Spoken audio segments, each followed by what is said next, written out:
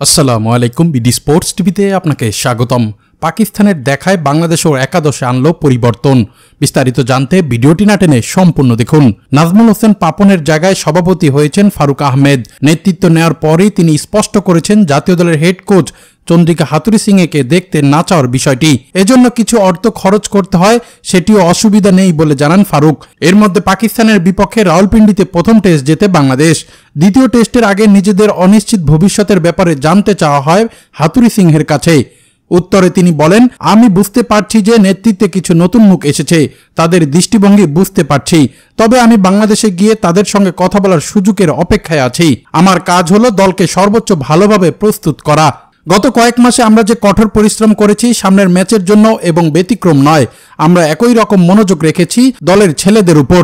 তাছাড়া পাকিস্তানের বিপক্ষে 14তম টেস্টে এসে প্রথমবারের মতো জয় পেয়েছে বাংলাদেশ, সেটিও এসেছে তাদের মাটিতেই। দ্বিতীয় টেস্টে ড্র বা জয়ের সুযোগ বাংলাদেশের সামনে রয়েছে সিরিজ জেতার।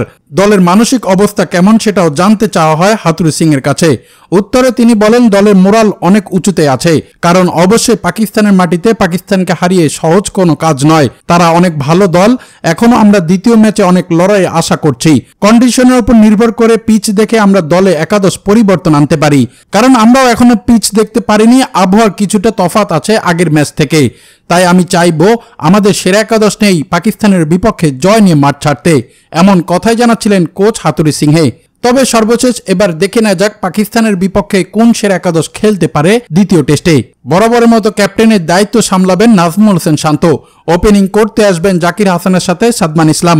3 নম্বর পজিশনে মমিনুল হক, 4-এ নাজমুল হোসেন শান্ত, মুশফিকুর রহিম 5-এ, সাকিব আল হাসান 6-এ, লিটন দাস 7-এ, মেহেদী হাসান মিরাজ, শরীফুল ইসলাম, হাসান মাহমুদ ও সর্বশেষ তাসকিন আহমেদ।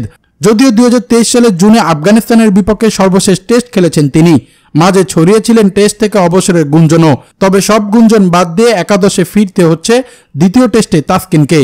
দর্শক, এই ছিল খেলাধুলার আপডেট। পরবর্তী আপডেট সবার আগে পেতে চ্যানেলটি সাবস্ক্রাইব করে সঙ্গেই থাকুন।